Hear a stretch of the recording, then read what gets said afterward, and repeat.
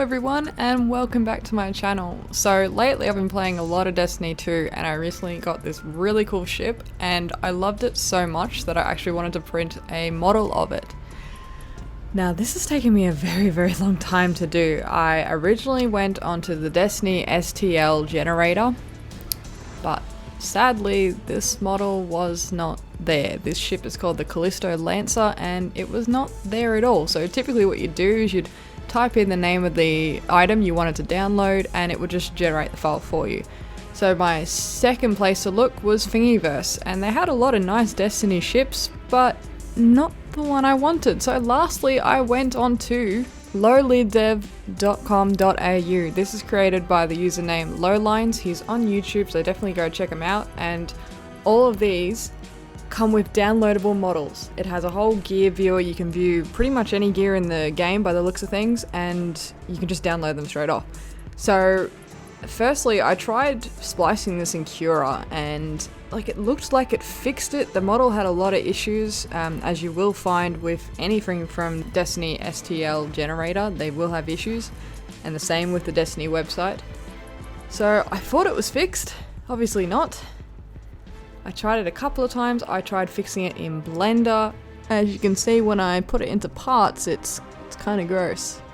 Yeah, it's missing a lot of spots, so that wasn't fun. So eventually I ended up getting this to fix with Prusa Slicer, which I'll show later on, but during this time I printed it and I didn't realize it wasn't going to work, and the model looks a little gross. So I'll show you what that ends up looking like, and then I'll show you what the actual model I ended up with turns out to be.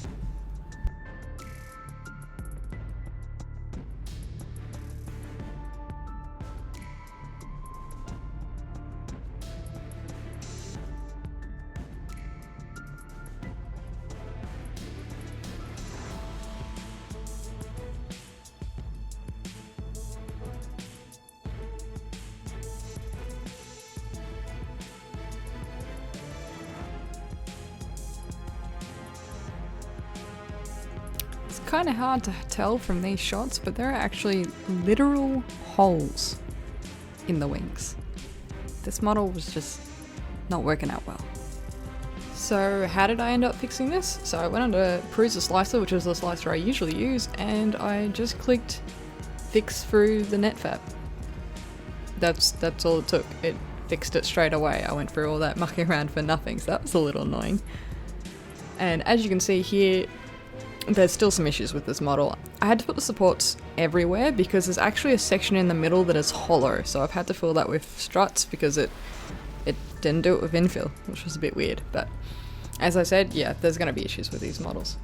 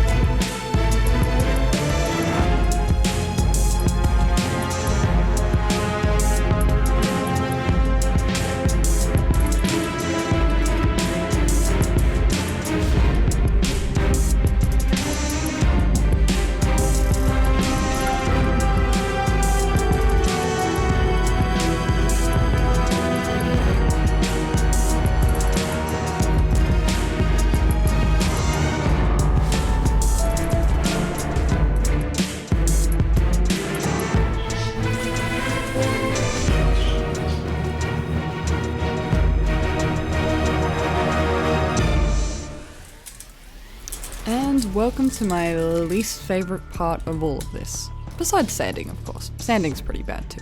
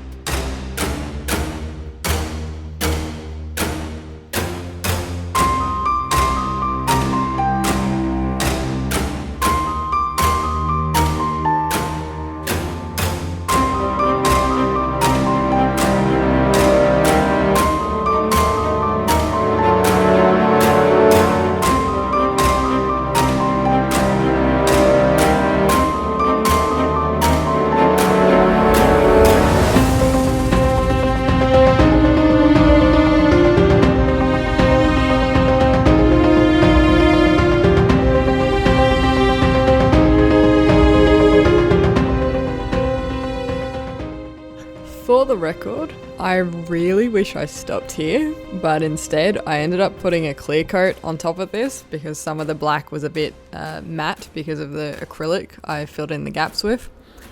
And it kind of turned the chrome grey. So don't do a me, don't put a top coat of clear on, just leave it as it is, it's fine.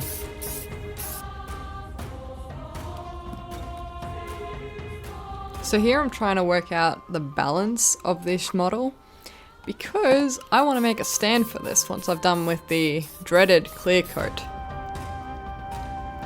So here I am in Fusion, I've opened up the file and I'm just trying to work out, okay, what angle do I want this ship to sit at? And I sort of went for something like what you see in the Destiny loading screens. And from there I've worked out where I want the stand to be and, you know, any angles and such I want to add into it.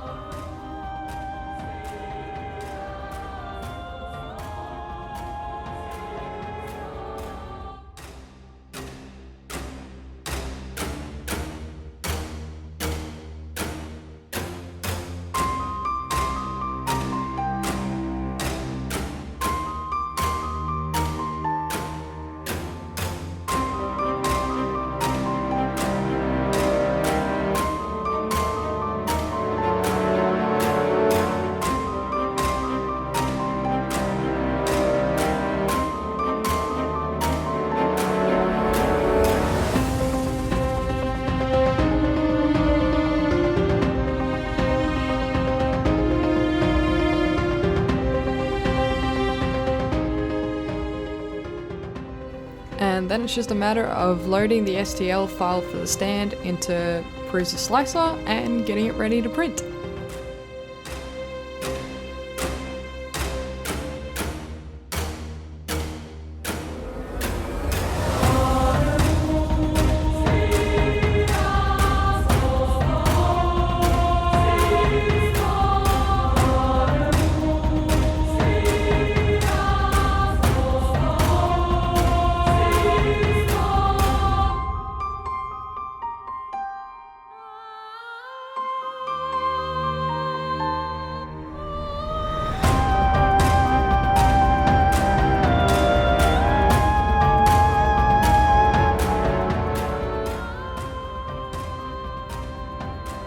So remember how I said the gloss coat turned the chrome grey? Yeah, I decided to spray paint it again and tape it all up and it was awful and I ended up doing it twice and it's still not as good as it was the first time, so oh well, I'll deal.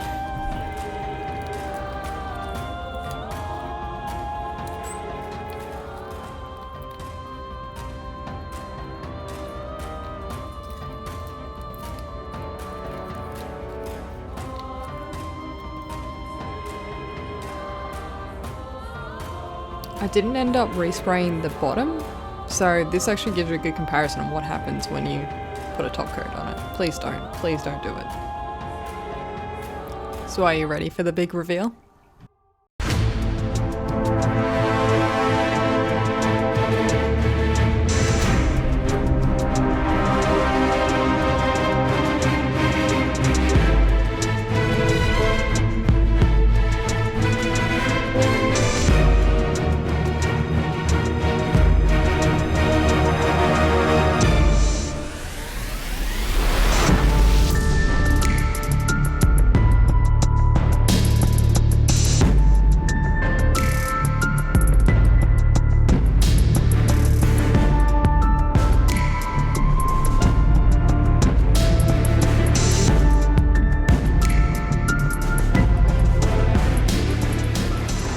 Well guys, as always, thank you so much for watching. I hope you really enjoyed the video and I will see you all next Friday.